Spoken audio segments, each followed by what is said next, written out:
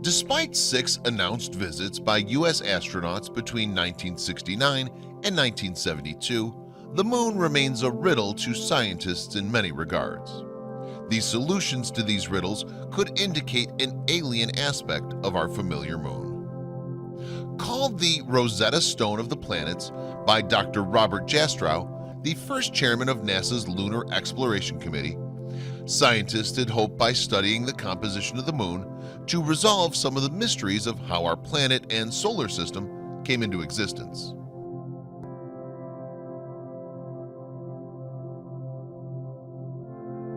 The first step on the Moon by astronaut Neil Armstrong was said to be one small step for man, one giant leap for mankind.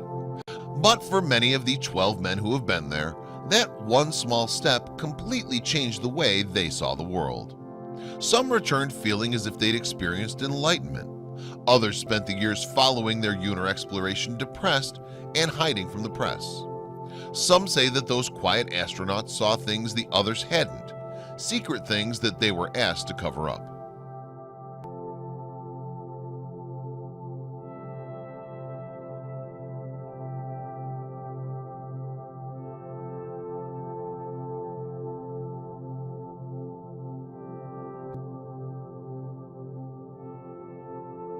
After stepping on the Moon, Buzz Aldrin's life fell apart. He went into a deep depression. His marriage of 21 years ended. He remarried and was divorced again within 2 years. He became an alcoholic. Within a few years, the former astronaut found himself selling used cars to make a living. When approached by the press, he seemed agitated and reluctant to share details of his mission. Neil Armstrong, the first man on the Moon, is said to have been reclusive and possibly withdrawn. He also frustrated interviewers with his refusals and extremely private nature. Many people have wondered why they would struggle after such an achievement.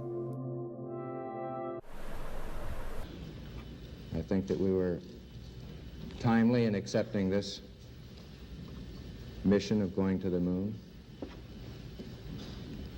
It might be timely at this point to think in many other areas of other missions that could be accomplished.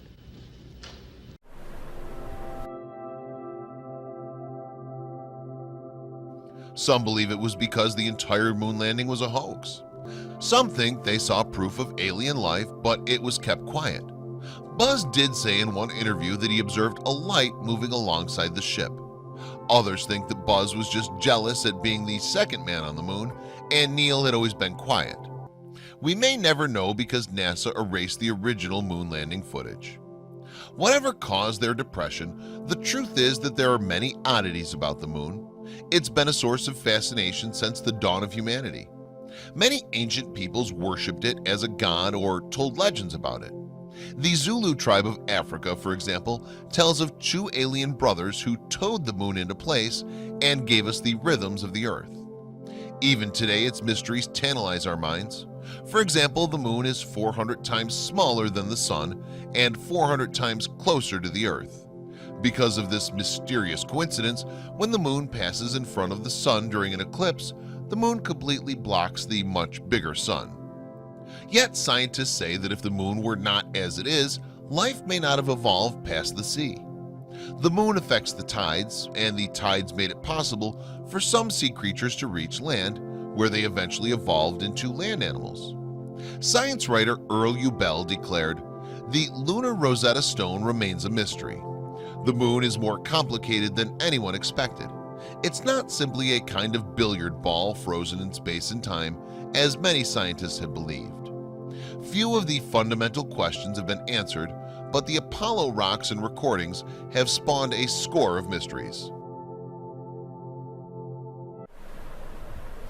In the pictures we showed earlier, you saw rocks in the boulder field out Buzz's window that were 3 and 4 feet in size, very likely pieces of the lunar bedrock. And it would have been very interesting to go over and get some samples of those.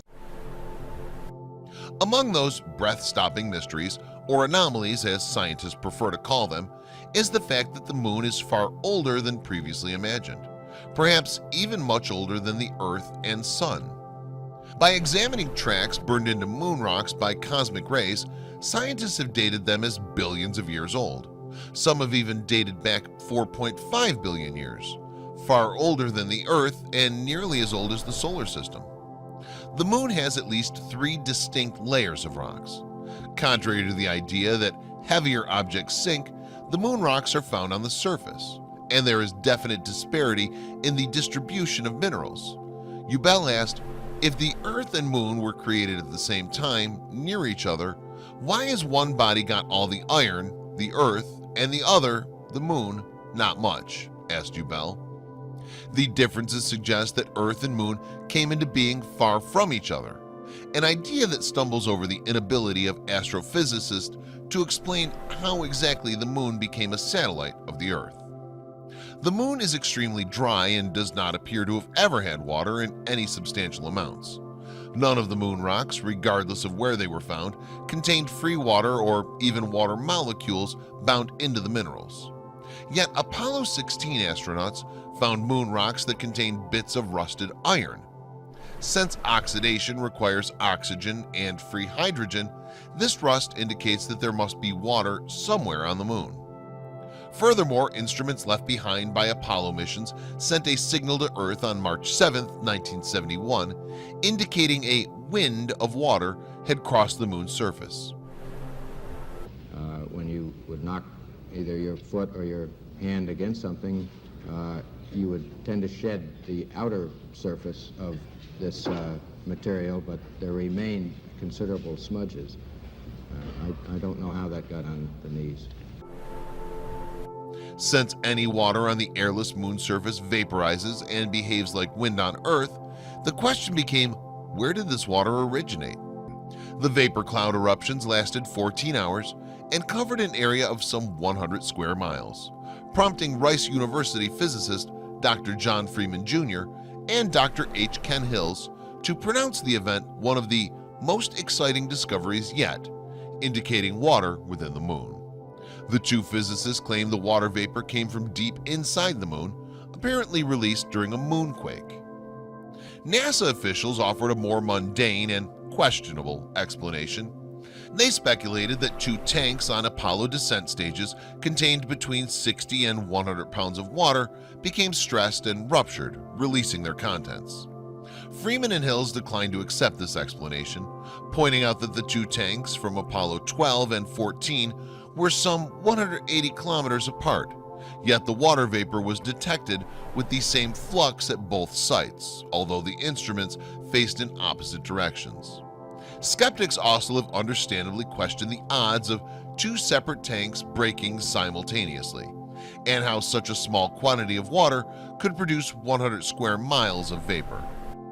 Moon rocks were found to be magnetized, not strong enough to pick up a paperclip, but magnetic nonetheless. However, there is no magnetic field on the moon itself. Where did the magnetism come from?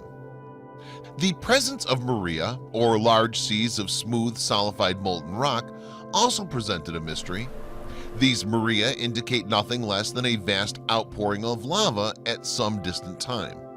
It's now been confirmed that some of the moon's craters are of internal origin, yet there's no indication that the moon has ever been hot enough to produce volcanic eruptions. Another puzzle is that almost all, 4/5 of the Maria are located on the moon's Earth side hemisphere. Few Maria mark the far side of the moon, often erroneously referred to as the dark side, yet the far side contains many more craters and mountainous areas. You see, most of the craters have rounded edges. However, there is a variation in the age of these, as we can tell by the sharpness of the edge of the crater. In comparison to the rest of the moon, the Maria are relatively free of craters, suggesting that craters were covered by lava flow. Adding to this mystery are the mascons, large, dense circular masses lying 20 to 40 miles below the center of the moon's Maria. The mascons were discovered because their denseness distorted the orbits of our spacecraft flying over or near them. One scientist proposed that the mascons are heavy iron meteorites that plunged deep into the moon while it was in a soft, formable stage. This theory has been discounted since meteorites strike with such velocity they would vaporize on contact. Another mundane explanation is that the mascons are nothing more than lava-filled caverns, but skeptics say there isn't enough lava present to accomplish this. It would seem these mascons are huge disc-shaped objects, possibly of artificial construction. It's unlikely that large circular discs located directly under the center of the Maria, like a giant bullseye, happened by accident or coincidence. Between 1969 and 1977, Apollo mission seismographic equipment registered up to 3,000 moonquakes each year of operation. Most of the vibrations were quite small and were caused by meteorite strikes or falling booster rockets, but many other quakes were detected deep inside the moon. This internal creaking is believed to be caused by the gravitational pull of our planet, as most moonquakes occur when the moon is closest to the Earth. An event occurred in 1958 in the moon's Alphonsus crater, which shook the idea that all internal moonquake activity was simply settling rocks. In November of that year, Soviet astronomer Nikolai A. Kozyrev of the Crimean Astrophysical Observatory startled the scientific world by photographing the first recorded gaseous eruption on the moon near the crater's peak. Kozyrev attributed this to escaping fluorescent gases. He also detected a reddish glow characteristic of carbon compounds which seemed to move and disappear after an hour. Some scientists refused to accept Kozyrev's findings until astronomers at the Lowell University also saw reddish glows on the crests of ridges at the Aristarchus region in 1963. Days later, colored lights on the moon lasting more than an hour were reported at two separate observatories. Something was going on inside the volcanically dead moon, and whatever it is, it occurs the same way at the same time. As the moon moves closer to the Earth, seismic signals from different stations on the lunar surface detect identical vibrations. It's difficult to accept this movement as a natural phenomenon. For example, a broken artificial hull plate could shift exactly the same way each time the moon passed near the Earth. There's evidence to indicate the moon may be hollow. Studies of moon rocks indicate that the moon's interior differs from the Earth's mantle in ways suggesting a very small or even non-existent core. As far back as 1962, NASA scientist Dr. Gordon MacDonald stated, "If the astronomical data are reduced, it's found that the data require that the interior of the moon be less dense than the outer parts. Indeed, it would seem that the moon is more like a hollow than a homogeneous sphere." Apollo 14 astronaut Dr. Edgar Mitchell, while scoffing at the possibility of a hollow moon, nevertheless admitted that since heavier materials were on the surface, it's quite possible that giant caverns exist within the moon.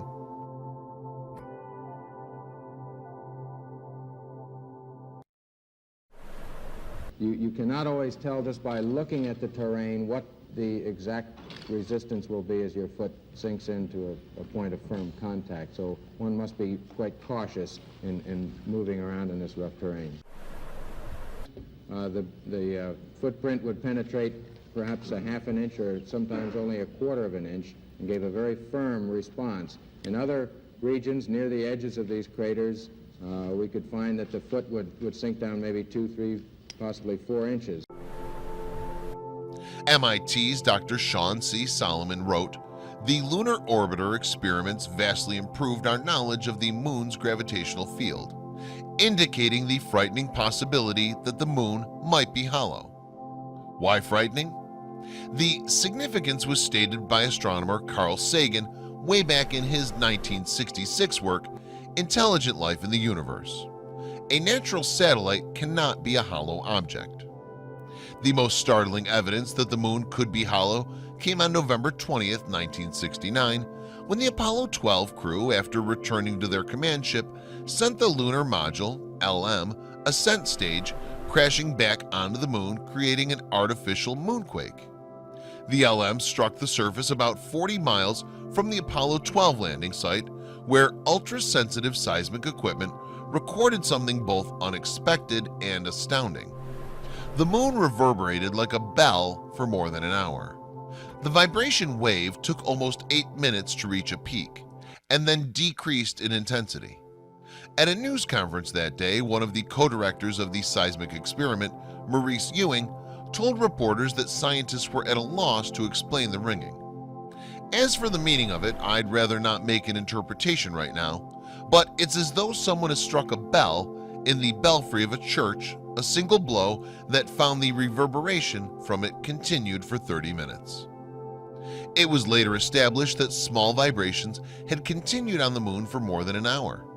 The phenomenon was repeated when the Apollo 13's third stage was sent crashing onto the moon by radio command, striking with the equivalent of 11 tons of TNT. According to NASA, this time the moon reacted like a gong. Although seismic equipment was more than 108 miles from the crash site, recordings showed reverberations lasted for 3 hours and 20 minutes and traveled to a depth of 22 to 25 miles. Subsequent studies of man-made crashes on the moon yielded similar results. After one impact, the moon reverberated for 4 hours. This ringing, coupled with the density problem on the moon, reinforces the idea of a hollow moon. Scientists hope to record the impact of a meteor large enough to send shockwaves to the moon's core and back to settle the issue. That opportunity came on May 13, 1972, when a large meteor struck the moon with the equivalent force of 200 tons of TNT. After sending shockwaves deep into the interior of the moon, scientists were baffled to find that none returned, confirming that there's something unusual about the moon's core, or lack thereof. Dr. Farouk El-Baz was quoted as saying, "There are many undiscovered caverns suspected to exist beneath the surface of the moon. Several experiments have been flown to the moon to see if there were actually such caverns. The results of these experiments have not been made public." It seems apparent that the moon has a tough, hard outer shell and a light or non-existent interior. The moon's shell contains dense minerals such as titanium used on Earth in the construction of aircraft and space vehicles. Many people still recall watching our astronauts on TV as they vainly tried to drill through the crust of a moon Maria. Their specially designed drills could only penetrate a few inches. The puzzle of the moon's hard surface was compounded by the discovery of what appeared to be processed metals. Experts were surprised to find lunar rocks bearing brass, mica, and amphibole in addition to the near-pure titanium, uranium-236, and neptunium-237. Elements not previously found in nature were discovered in moon rocks, according to Argonne National Laboratory.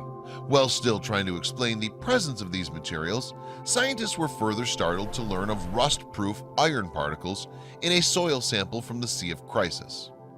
In 1976, the Associated Press reported that the Soviets had announced the discovery of iron particles that do not rust in samples brought back by unmanned moon mission in 1970. Iron that doesn't rust is unknown in nature and well beyond present Earth technology. Undoubtedly, the greatest mystery concerning our moon is how it came to be there in the first place. Prior to the Apollo missions, one serious theory as to the Earth's origin was that it broke off the Earth eons ago. Although no one could positively locate where on Earth it originated, many speculated the loss of material explained the huge gouge in the Earth, which forms the Pacific Ocean. However, this idea was discarded when it was found that there's little similarity between the composition of our world and the moon. A more recent theory had the moon created out of space debris left over from the creation of the Earth. This concept proved untenable in light of current gravitational theory, which indicates that one large object will accumulate all loose material, leaving none for the formation of another large body. It's now generally accepted that the moon originated elsewhere and entered the Earth's gravitational field at some point in the distant past.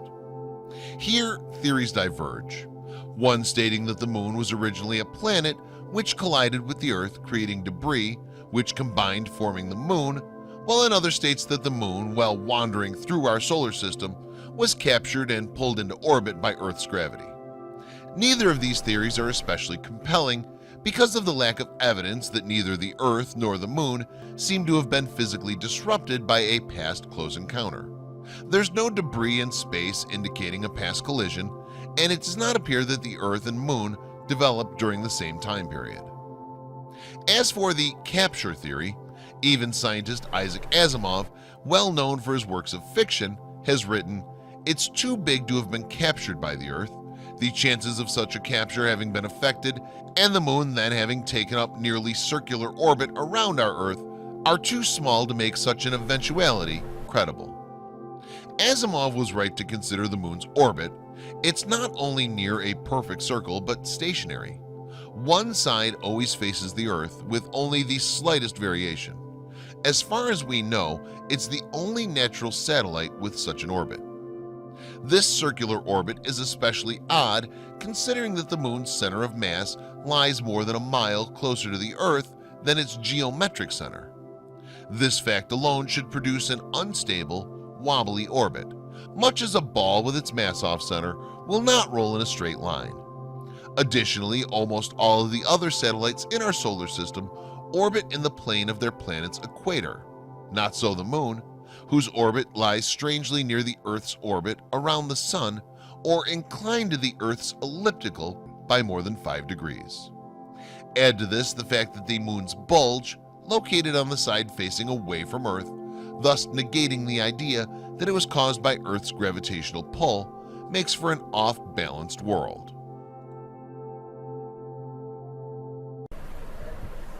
In 1961, President Kennedy boldly declared before a joint session of Congress that the United States would send a man to the Moon and return him safely to the Earth within a decade. I believe that this nation should commit itself to achieving the goal before this decade is out of landing a man on the Moon and returning him safely to the Earth. No single space project in this period will be more impressive to mankind or more important for the long-range exploration of space. During the initial time period after touchdown, we went through various sequences to prepare us for immediate abort.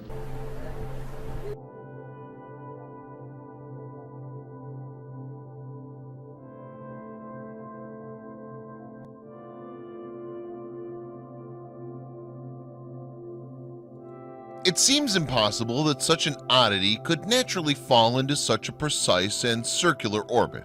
It's a fascinating conundrum as articulated by science writer William Roy Shelton, who wrote, "It is important to remember that something had to put the Moon at or near its present circular pattern around the Earth."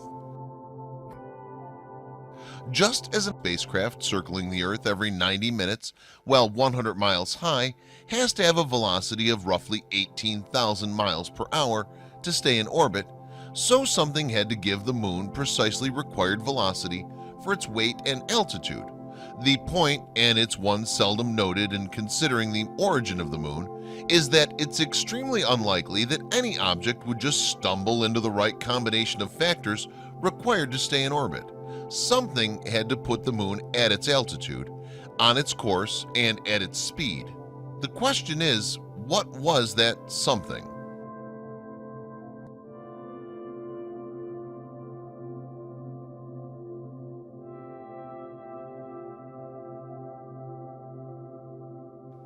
If the precise and stationary orbit of the Moon is seen as sheer coincidence, it's also coincidence that the Moon is at just the right distance from the Earth to completely cover the Sun during an eclipse.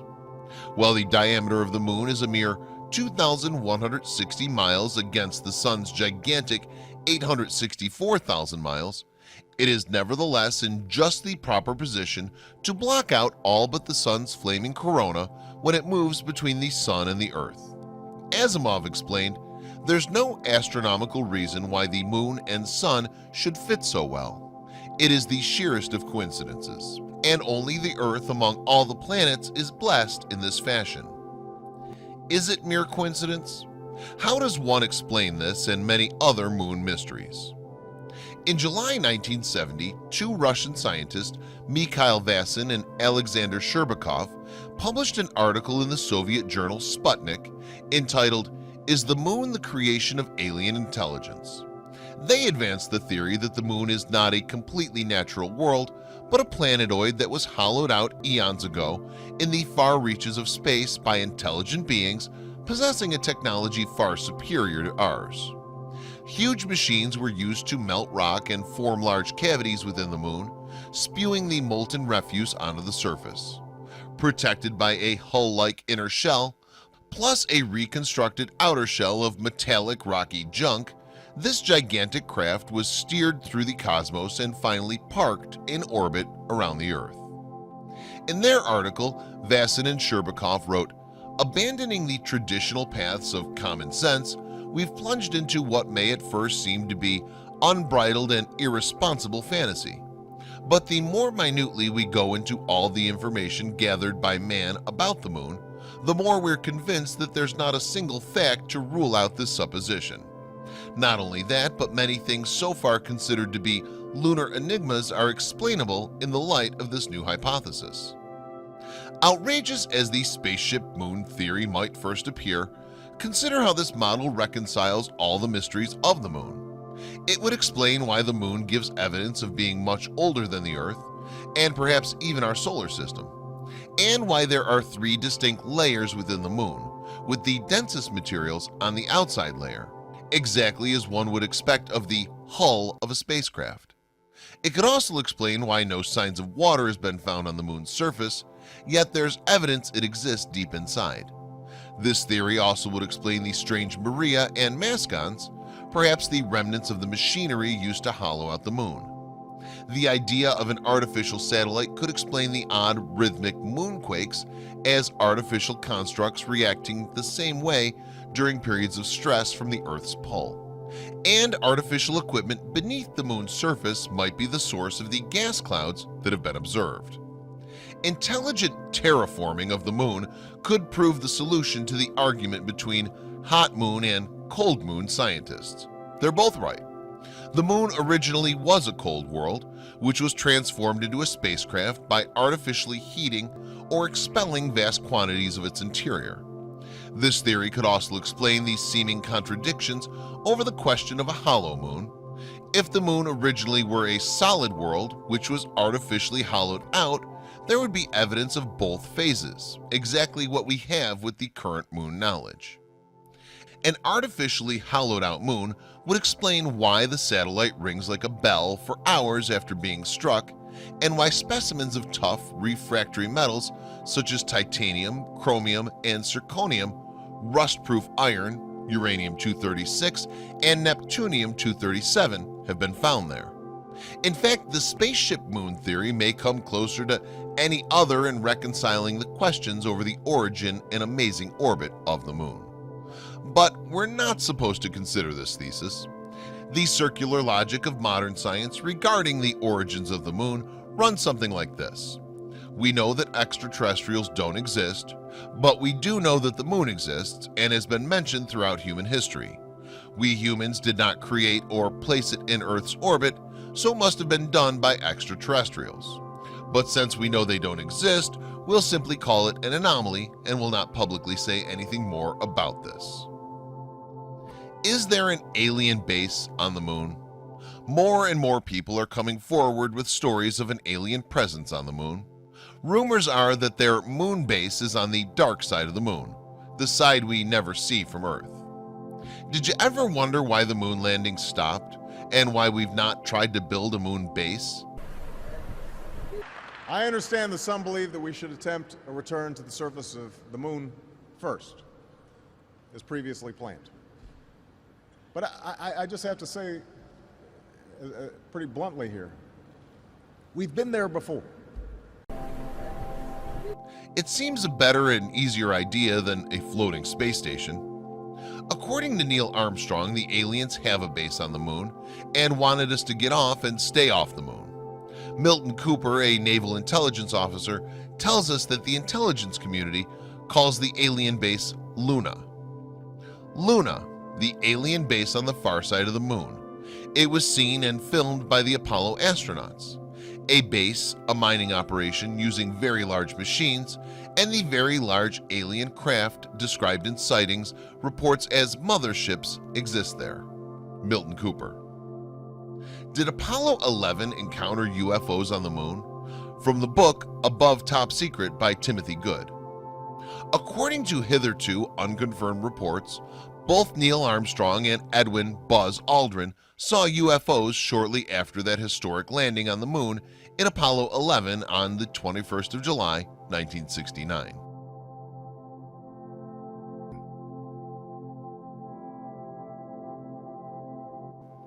I remember hearing one of the astronauts refer to a light in or on a crater during the television transmission, followed by a request from Mission Control for further information. Nothing more was heard. According to a former NASA employee, Otto Binder, unnamed radio hams with their own VHF receiving facilities that bypassed NASA's broadcasting outlets picked up the following exchange. NASA, what's there? Mission Control calling Apollo 11. Apollo 11, these babies are huge, sir. Enormous. Oh my God, you wouldn't believe it. I'm telling you, there are other spacecraft out there, lined up on the far side of the crater edge. They're on the moon watching us. In 1979, Maurice Chatelain, former chief of NASA Communications System, confirmed that Armstrong had indeed reported seeing 2 UFOs on the rim of a crater. The encounter was common knowledge in NASA, he revealed, but nobody's talked about it until now. Soviet scientists were allegedly the first to confirm the incident. According to our information, the encounter was reported immediately after the landing of the module, said Dr. Vladimir Azaza, a physicist and professor of mathematics at Moscow University. Neil Armstrong relayed the message to Mission Control that 2 large, mysterious objects were watching them after having landed near the moon module, but this message was never heard by the public because NASA censored it. According to another Soviet scientist, Dr. Alexander Kazantsev, Buzz Aldrin took color movie film of the UFOs from inside the module and continued filming them after he and Armstrong went outside. Dr. Azaza claims that the UFOs departed minutes after the astronauts came out to the lunar surface. Maurice Chatelain also confirmed that Apollo 11's radio transmissions were interrupted on several occasions in order to hide the news from the public. Before dismissing Chatelain's sensational claims, it's worth noting his impressive background in the aerospace industry and space program. His first job after moving from France was as some electronics engineer with Convair, specializing in telecommunications, telemetry, and radar. In 1959, he was in charge of an electromagnetic research group developing new radar and telecommunication systems for Ryan. One of his 11 patents was an automatic radar landing system that ignited retro rockets at a given altitude used in the Ranger and Surveyor flights to the moon. Later, at North American Aviation, Chatelain was offered the job of designing and building the Apollo communications and data processing systems. Chatelain claims that all Apollo and Gemini flights were followed both at a distance and sometimes also quite closely by space vehicles of extraterrestrial origin, flying saucers or UFOs if you want to call them that. Every time it occurred, the astronauts informed Mission Control, who then ordered absolute silence. He goes on to say, I think that Walter Schirra aboard Mercury 8 was the first of the astronauts to use the codename Santa Claus to indicate the presence of flying saucers next to space capsules. However, his announcements were barely noticed by the general public. It was a little different when James Lovell, on board the Apollo 8 command module, came out from behind the moon and said for everybody to hear, please be informed that there is a Santa Claus. Even though this happened on Christmas Day 1968, many people sensed a hidden meaning in those words. Rumors persist. NASA may well be a civilian agency, but many of its programs are funded by the defense budget, and most of the astronauts are subject to military security regulations. Apart from the fact that the National Security Agency screens all films and probably radio communications as well, we have the statements by Otto Binder, Dr. Gary Henderson, and Maurice Chatelain that the astronauts were under strict orders not to discuss their sightings. And Gordon Cooper has testified to the United Nations Committee that one of the astronauts actually witnessed a UFO on the ground. If there's no secrecy, why has this sighting not been made public? A certain professor who wished to remain anonymous was engaged in a discussion with Neil Armstrong during a NASA symposium. "Professor, what really happened out there with Apollo 11? Armstrong: It was incredible. Of course, we had always known there was a possibility. The fact is, we were warned off. There was never any question then of a space station or a moon city." "Professor, how do you mean warned off?" Armstrong: "I can't go into details except to say that their ships were far superior to ours, both in size and technology. Boy, were they big and menacing. No, there's no question of a space station." Professor: "But NASA had other missions after Apollo 11. Armstrong: "Naturally. NASA was committed at that time and couldn't risk panic on Earth, but it really was a quick scoop and back again." Armstrong confirmed that the story was true, but refused to go into further detail beyond admitting that the CIA was behind the cover-up. How much do we really know about this mysterious orb? After much scientific study, many questions still remain unanswered.